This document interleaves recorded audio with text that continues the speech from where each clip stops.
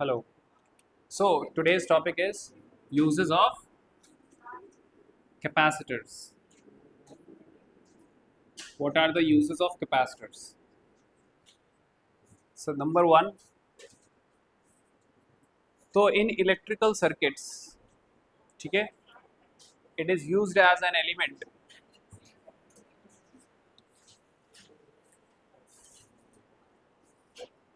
So electronic circuit में हम इसको use करते हैं. So number one, लिखो, to produce electric fields of desired pattern. To produce, we use the capacitors to produce the electric field of desired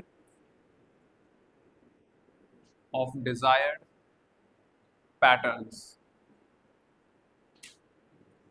Number two, in radio to it is used in radio circuit radio circuit for tuning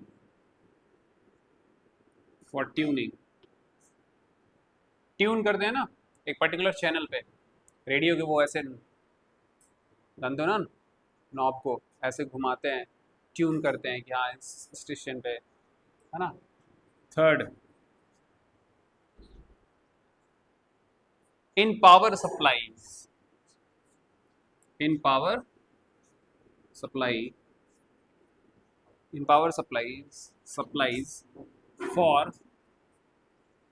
for smoothing the rectified current for smoothing the rectified currents यहाँ use होता है. Number four, for producing the rotating magnetic field in induction motor for producing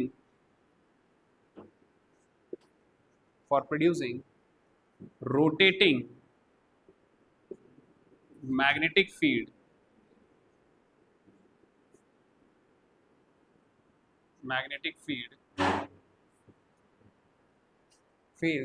in induction motor. Number 5, in the tank circuit of oscillator.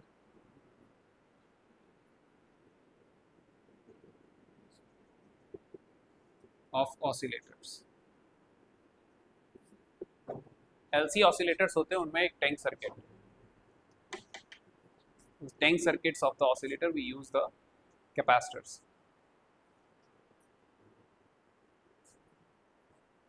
Now, so effect of dielectric on various parameters. अब अगला topic है very very important topic. यहाँ से question आ सकता है. Next very important topic, that effect of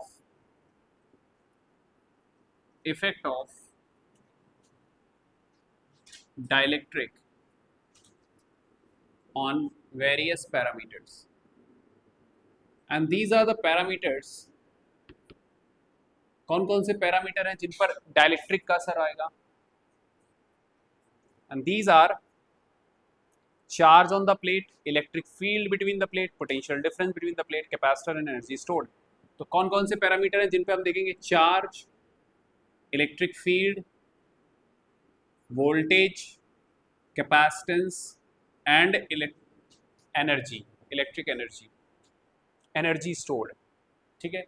so these are the 5 factors on which we will see that कि अब जब पैरेलल प्लेट कैपेसिटर्स के बीच में आपने डाइलेक्ट्रिक स्लैब को डाला, ठीक है, तो इन फैक्टर्स पे क्या असर आएगा?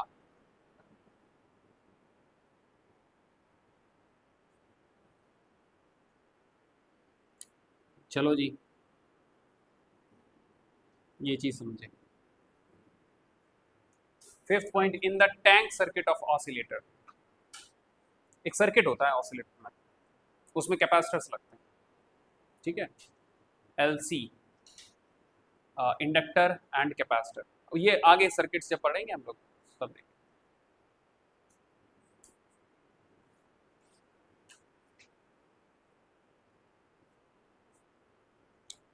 सो अगला टॉपिक डालो, क्या है? Effect of dielectric on various parameters. और वो पैरामीटर्स क्या क्या हैं? Charge bit on the plates, electric field between the plates, potential difference between the plates, capacitance of the plate, capacitance के पे क्या असर आएगा कैपेसिटर के, और एनर्जी स्टोर्ड उस पर क्या असर आएगा।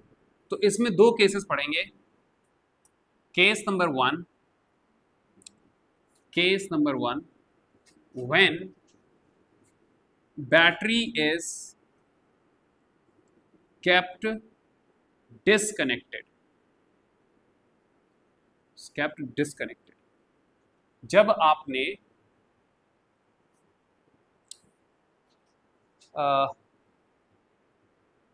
कैपेसिटर को चार्ज कर रखा है, ठीक है, और फिर इसके बाद आपने बैटरी वगैरह सब हटा दिया, कुछ नहीं है, ओनली कैपेसिटर, ठीक है।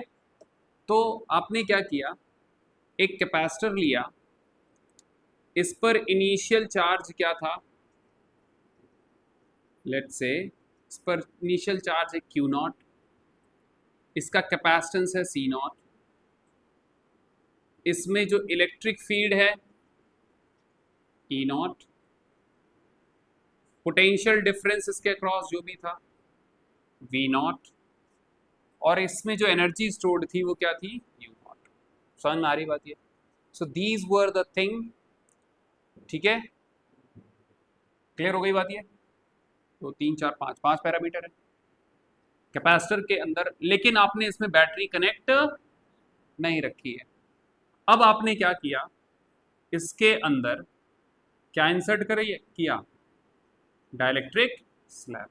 तो इस dielectric slab having dielectric constant के जब ये इंसर्ट करोगे तो क्या असर आएगा इसके चार्ज पर, इसके कैपेसिटेंस पर, इसमें जो एनर्जी स्टोर्ड थी वो इंक्रीज होगी डिक्रीज होगी, वोल्टेज पर क्या असर आएगा और इलेक्ट्रिक फील्ड पे क्या असर आएगा, ये पढ़ने वाले हैं। समझ में आया ना इफेक्ट ऑफ डाइलेक्ट्रिक का मतलब क्या है? कैपेसिटर की जो प्लेट्स हैं उनके बीच में डाइलेक्ट्रिक स्लैब डालोगे तो इन सब फैक्टर्स पे क्या असर आएगा, ठीक है। सबसे पहले हम बात करते हैं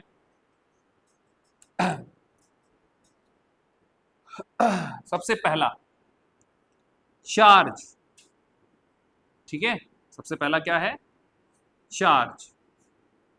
पहले चार्ज क्या था, क्यू नॉट, बाद में चार्ज क्या होगा, it will remain the same. बोलो, आई बात समझ में? The charge will remain the same. तो चार्ज फाइनल वाला भी क्या होगा, ये इनिशियल था और ये फाइनल था, दोनों ही चार्ज कैसे हैं, remain the same, remain constant, और we can say the same, charge change नहीं होता है। आई बात समझ में? एक आपके पास पैरेलल प्लेट कैपेसिटर है, उसके बीच में डाइलेक्ट्रिक स्लैब डाला, बैटरी कनेक्टेड नहीं थी, चार्ज उसका क्या रहेगा, कांस्टेंट, ठीक है। अच्छा, अब बात करते हैं इलेक्ट्रिक फील्ड की। किसकी बात करेंगे, इलेक्ट्रिक फील्ड। अच्छा बताओ जिसी, पहले इलेक्ट्रिक फील्ड कितनी थी, ई नॉट, और जब डाइलेक्ट्रिक स्लैब डालोगे तो डाइलेक्ट्रिक स्लैब में पोलराइजेशन की वजह से इलेक्ट्रिक फील्ड क्या हो जाएगी, कम हो जाएगी। और सर इलेक्ट्रिक फील्ड कितनी हो जाएगी, ई नॉट बाई के, कितनी हो जाएगी, ई नॉट बाई के। तो आप यहाँ पे समझ जाना, ये तो कांस्टेंट था और इलेक्ट्रिक फील्ड क्या हो जाएगी, decreases by the factor of के, ये के 1/k टाइम्स। अच्छा,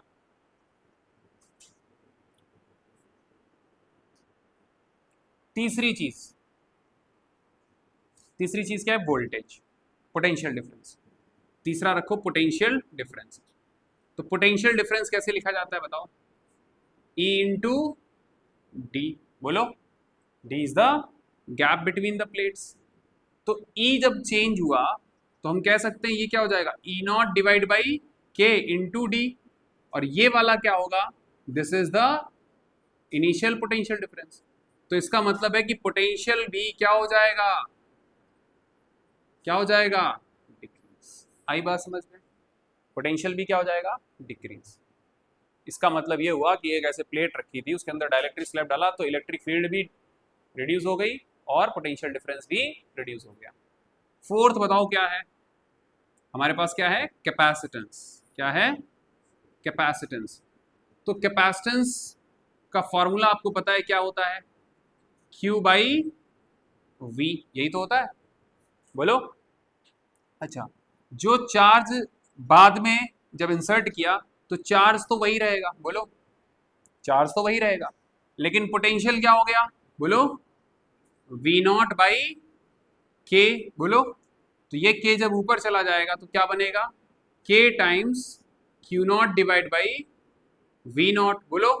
और इस चीज को हम लोग क्या बोलते हैं, चार्ज, इनिशियल वाला वोल्टेज, ये क्या हो जाएगा, सी नॉट। इसका मतलब जो कैपेसिटेंस हुआ वो के टाइम्स क्या हो जाता है, इंक्रीजेस, ये डिक्रीजेस, ये डिक्रीजेस, बोलो, क्लियर हो गई बात ये। अच्छा, एक और लास्ट चीज बची, वो क्या थी, potential energy, energy, electric energy, है ना, एनर्जी स्टोर्ड, यू। ये कैसे निकालोगे, आपको पता है यू का फॉर्मूला, मैंने बताया, potential energy stored in the capacitor क्या होता है, हाफ सी वी स्क्वायर, यही तो होता है, बोलो। अच्छा, सी कितना हो गया बताओ जरा, क्या हुआ, हाफ सी कितना हो गया, के टाइम्स सी नॉट, बोलो। पोटेंशियल कैसे लिखा जाएगा, बोलो, V naught by K whole square, बोलो, बोलो जी। तो क्या बनेगा ये, half K C naught V naught square divide by K square, के से ये के कट जाएगा, तो आपको आंसर क्या मिलेगा, u is equal to half C naught V naught square divide by K. इसकी वैल्यू क्या लिखी जाएगी, u नॉट डिवाइड बाई के। इसका मतलब पोटेंशियल एनर्जी जो नई वाली होगी वो क्या हो जाएगी, इट डिक्रीजेस बाई के। आई बात समझ में, समझ में आया। तो समराइज कर लेना इस चीज को कि हम लोग पढ़ने वाले हैं, तो लोग लेट आए हैं, देख लो। Effect of dielectric on various parameters, parallel plate capacitor के बीच में अगर आप डाइलेक्ट्रिक स्लैब डालते हो तो क्या क्या चेंज होते हैं, और ये these are the parameters which we are going to see, कि चार्ज कैसे चेंज हो जाता है, इलेक्ट्रिक फील्ड चेंज हो जाती होगी या नहीं होती है, potential difference, capacitance and energy. तो जब पैरेलल प्लेट कैपेसिटर के बीच में कुछ नहीं था तो उसका इनिशियल चार्ज हमने ले लिया है Q naught C naught, energy store हो गई U naught, potential V naught, potential difference V naught, and electric field is E naught. ये कब की बात है, जब हमने कोई भी चीज इसके अंदर इंसर्ट नहीं की है। और हमने एक चीज यहाँ पे कंडीशन लेके चलना है, case one, when the battery is disconnected, इसमें कोई बैटरी नहीं लग रखी है, इसके पास पहले से चार्ज करके आपने रख दिया, आप इसमें इंसर्ट कर रहे हो। इंसर्ट करने पे पहली चीज, चार्ज हमेशा कैसा रहेगा, कांस्टेंट, नहीं बदलेगा। इंसर्ट करोगे चार्ज जितना पहले था उतना ही रहेगा, लेकिन फील्ड चेंज हो जाती है, कितनी हो जाती है फील्ड, ई नॉट बाई के, कितनी हो जाती है, ई नॉट बाई के। फिर पोटेंशियल डिफरेंस, इसके अब ई का फॉर्मूला में आपको पता है, v इज इक्वल टू क्या होता है, E into D, D is the distance between the plates. तो ई को हम लोग ई नॉट बाई के लिख दिया, डी को मल्टीप्लाई कर दिया, ई नॉट इंटू डी क्या होगा, V naught, V naught divide by K, which means that की पोटेंशियल डिफरेंस क्या हुआ, कम हो जाएगा के से, ठीक है, डिक्रीज। कैपेसिटेंस जब इंसर्ट करोगे तो Q naught by V naught, Q naught by V, V कैसे हो गया, डिक्रीज हुआ। अच्छा, चार्ज तो चेंज हुआ नहीं तो क्यू नॉट ही रहेगा, पोटेंशियल डिक्रीज हो गया, और ये जब के ऊपर चला जाएगा तो Q naught by V naught which is equal to C naught, which means that की जो कैपेसिटेंस था वो के टाइम्स इंक्रीज कर गया। आ गई बात समझ। अगला, energy U is equal to half C V square, C का फॉर्मूला अभी पड़ गया है K times C naught, V का फॉर्मूला क्या हो जाएगा, डिक्रीज हो रहा है, तो के स्क्वायर ये कट गया एक के, तो देखो नीचे के आ गया, बोलो, बोलो, यू नॉट बाई क्या आ जाएगा, यू नॉट बाई के, ठीक है, समझ में आया। तो हम इसको समराइज करेंगे, बाद में समराइज कर लेंगे, लेकिन केस नंबर 2 क्या हुआ, नहीं लिख पाए थे, एसी चलाने के चक्कर में हो, बंद हो गई क्या,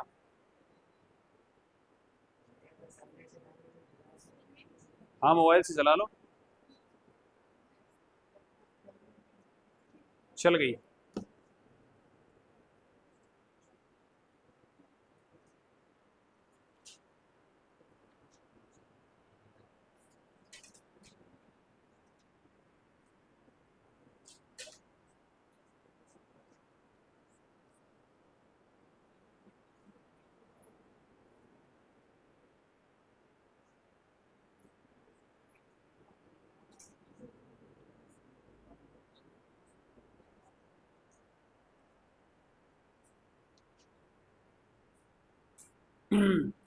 Case number 2, when the battery is remained connected. इस बार क्या किया आपने, बैटरी को कनेक्टेड ही रखा। मतलब ये है कि हमारे पास पैरेलल प्लेट कैपेसिटर था और इसमें बैटरी लगी रहने दी आपने, ठीक है। विच मीन्स दैट कि जो बैटरी का पोटेंशियल था वो आपने मेंटेन रखा है, किधर पे, किधर पे, अक्रॉस द कैपेसिटर। आ गई बात समझ में? तो इसका लेट्स से कैपेसिटेंस इनिशियल ये था, Q0 था, बोलो इसका जो इनिशियल चार्ज था, पोटेंशियल पहले V था या V0 कह सकते हैं, इसकी वजह से V0 था। एनर्जी जो थी इसमें that sorry electric field that is E0 and the energy stored was U0। अब क्या करेंगे, इसको कनेक्ट रखेंगे, लेकिन अब बीच में क्या इंसर्ट किया जाएगा, डाइलेक्ट्रिक स्लैब। अब कनेक्टेड के साथ आपने क्या रखा, इसके अंदर डाइलेक्ट्रिक स्लैब को इंसर्ट किया। तो सबसे पहली चीज क्या पढ़ेंगे, चार्ज पे क्या असर आएगा, चार्ज पे क्या असर आएगा।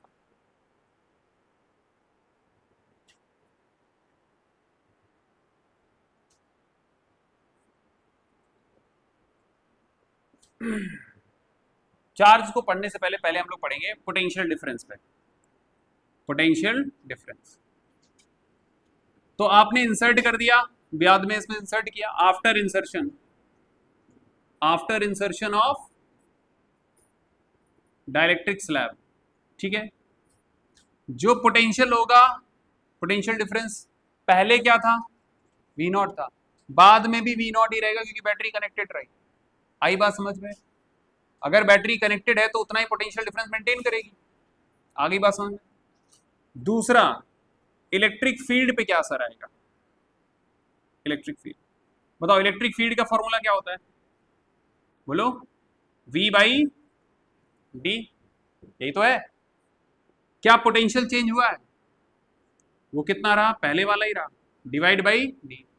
What is the meaning of this, कि इलेक्ट्रिक फील्ड भी चेंज नहीं होगी, even you insert the dielectric slab, electric field और पोटेंशियल डिफरेंस क्या रहेंगे, सेम। जब हटा रखी होगी आपने तो सिर्फ एक ही चीज रहेगी, क्या, कांस्टेंट, दैट इज चार्ज। आगे बात समझ में? अगला देखते हैं। अब तुमको ये पता चल गया कि अगर बैटरी कनेक्टेड रखी है आपने तो पोटेंशियल डिफरेंस, और पोटेंशियल डिफरेंस इससे रिलेटेड होता है, इलेक्ट्रिक फील्ड से रिलेटेड होता है, तो दोनों ही चीजें कैसी रहेंगी, कांस्टेंट। क्लियर हो गई बात, ये चेंज नहीं होगी। तीसरी चीज अब बात करते हैं किसकी, चार्ज से पहले कैपेसिटेंस की कर लेते हैं। कैपेसिटेंस पे क्या असर आएगा, capacitance C is equal to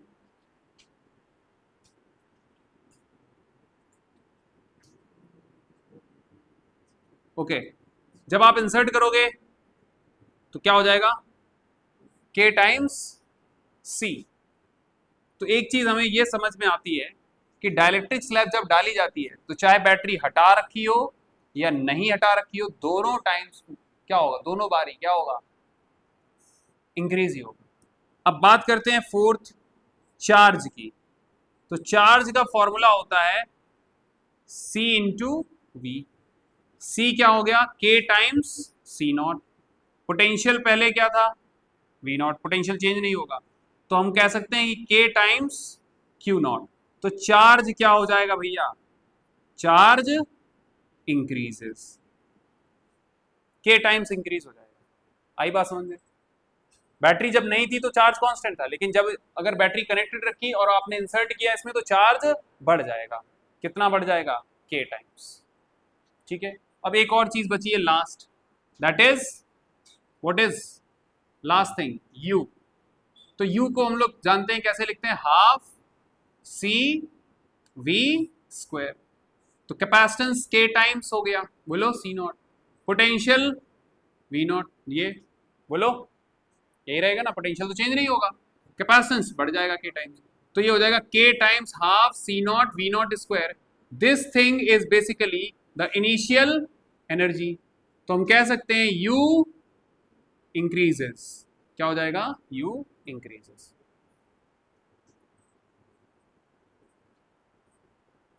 by the factor of K। अब दोनों चीजों को एक साथ समराइज कर लेते हैं। ठीक है, battery disconnected and battery connected. अगर डिस्कनेक्टेड है तो भैया charge constant, voltage divide by के, इलेक्ट्रिक फील्ड डिवाइड बाई के, कैपेसिटेंस इंक्रीज्ड बाई के, पोटेंशियल डिक्रीज, पोटेंशियल एनर्जी जो भी है एनर्जी डिक्रीज्ड बाई के। अगर बैटरी कनेक्टेड रखी, चार्ज इंक्रीज्ड बाई के, V constant, E constant, capacitance increase होगा, पोटेंशियल एनर्जी इंक्रीज होगी। बोलो समझ में आ गया? ये याद रखना है।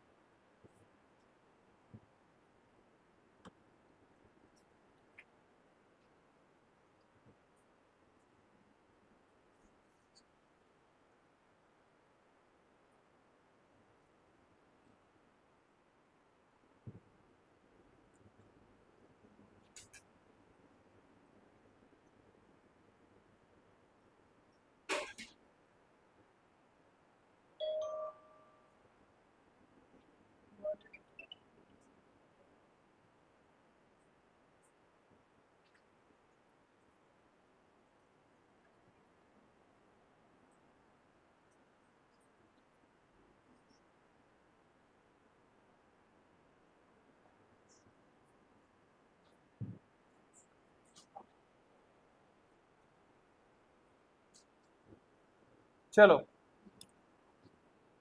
अगर आपने इंसर्शन ऑफ डाइलेक्ट्रिक, जब आपने इंसर्ट किया डाइलेक्ट्रिक, तो स्पेशल केसेस पढ़ो, कुछ स्पेशल केसेस देखो जरा। Note number 1, suppose that we have parallel plate capacitor, area is A and the distance between them is D। कितना है? D।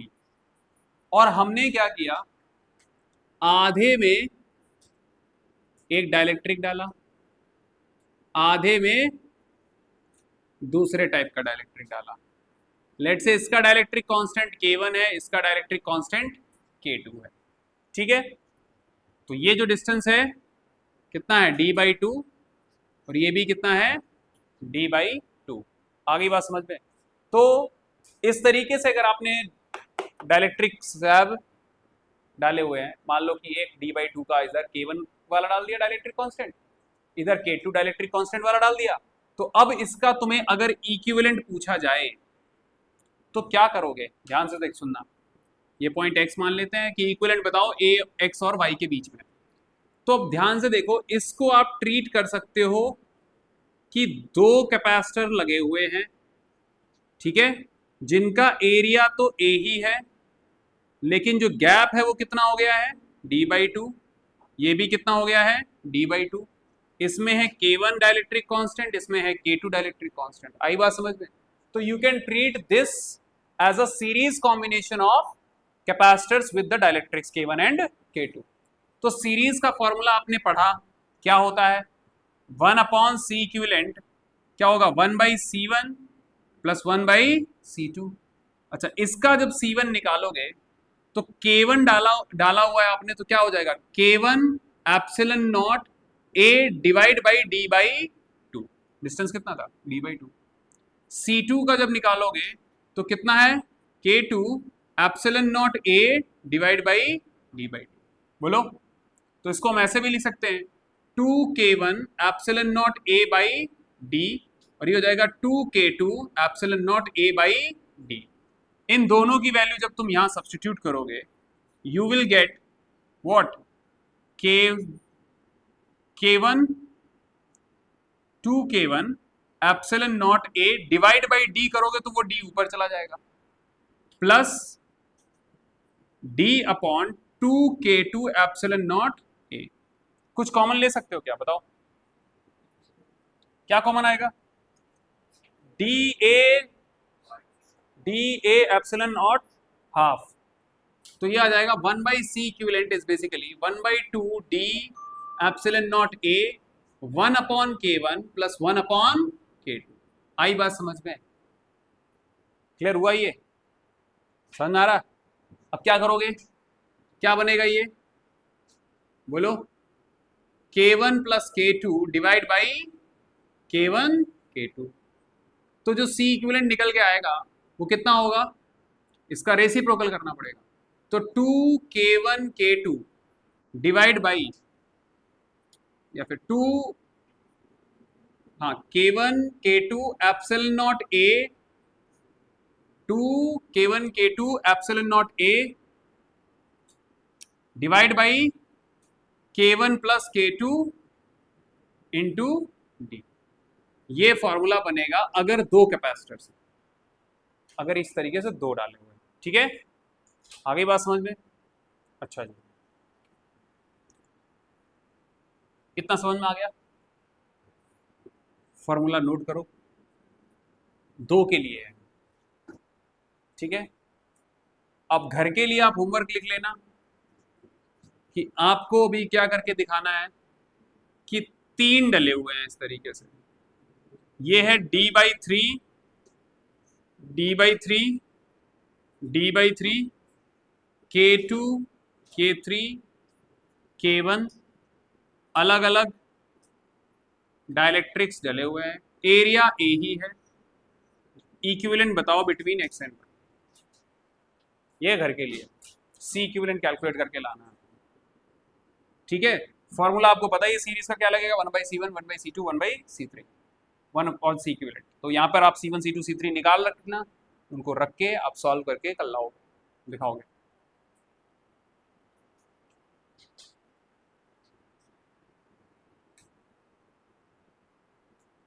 अगला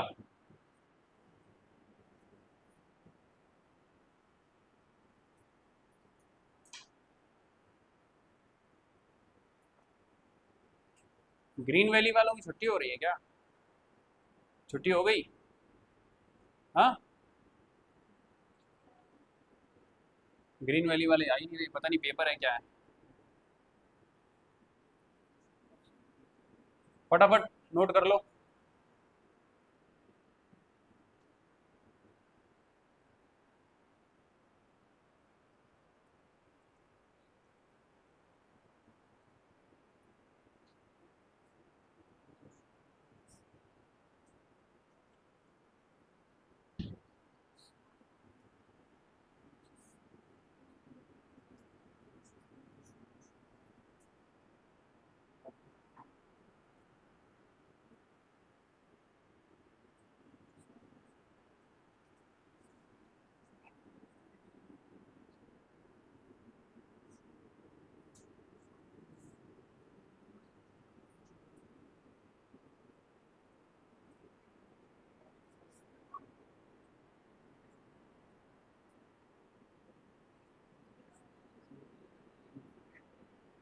बताओ आयुष यादव, अगर मान लो कि ऊपर K1 है, नीचे K2 है, और इक्विवेलेंट पूछा जाए X और Y के बीच में, तो अब आप कैसा कॉम्बिनेशन ट्रीट करोगे इसको?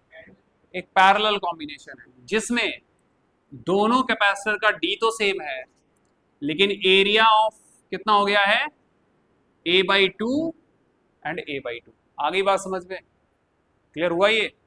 Now this combination is treated as, जरा ध्यान से देखना कि दो कैपेसिटर है इस तरीके से, एक में K1 है, डिस्टेंस D है,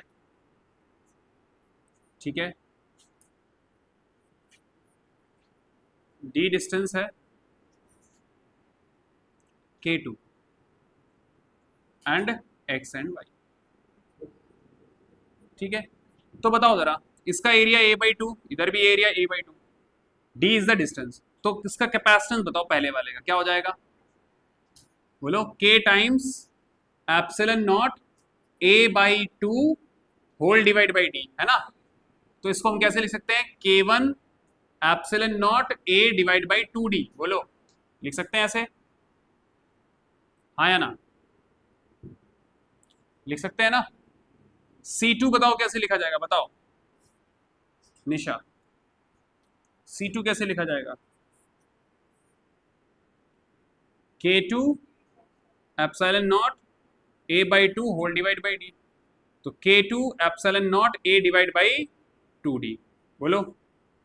अब ये दोनों पैरेलल में है तो इनका इक्विवेलेंट कैसे निकलता है? C1 प्लस C2, तो दोनों को ऐड कर दो, क्या बनेगा? K1 epsilon naught A divide by 2D plus K2 epsilon naught A divide by 2D। तो यहां पर कुछ कॉमन आ सकता है, epsilon naught A divide by 2D, अंदर क्या बचेगा? K1 plus K2। आ गई बात समझ में? हाँ या ना? तो C इक्विवेलेंट क्या होगा अगर इस टाइप से इंसर्ट किए हैं आपने? ठीक है, क्या होगा? Epsilon naught A divide by 2D K1 plus, ये वाला फॉर्मूला बनेगा।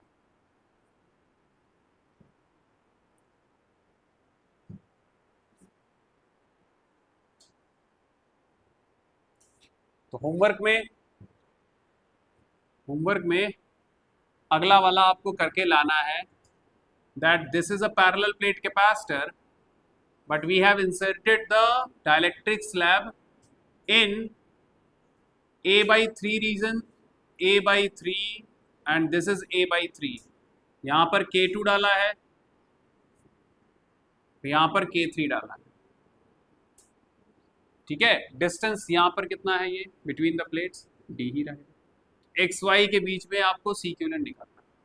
तो दो केसेस हैं आपको, एक ये तीन तीन डायलेक्ट्रिक डले होंगे, तो आप निकालो क्या होगा, ठीक है। ये वाला नोट कर लिया था, चलो एक और ले लो कि अगर मैंने एक ये पैरेलल प्लेट कैपेसिटर था, इतने में K1 डाला, ठीक है, इतने में K2 डाला, है ना, और इतने रीजन में मैंने K3 डाला, ठीक है जी। तो अब बताओ C इक्विवेलेंट कितना होगा बिटवीन X एंड Y? तो C इक्विवेलेंट निकालना है बिटवीन X एंड Y, ठीक है। क्या होगा जिसे, हाँ पैरेलल में सीरीज में, लेकिन एक बात का ध्यान रखना कि ये D/2 है, ये D/2 है, ये A/2 है, ये A/2 है, लेकिन ये पूरा A है, ठीक है। सॉल्व करते वक्त ये ध्यान रखना।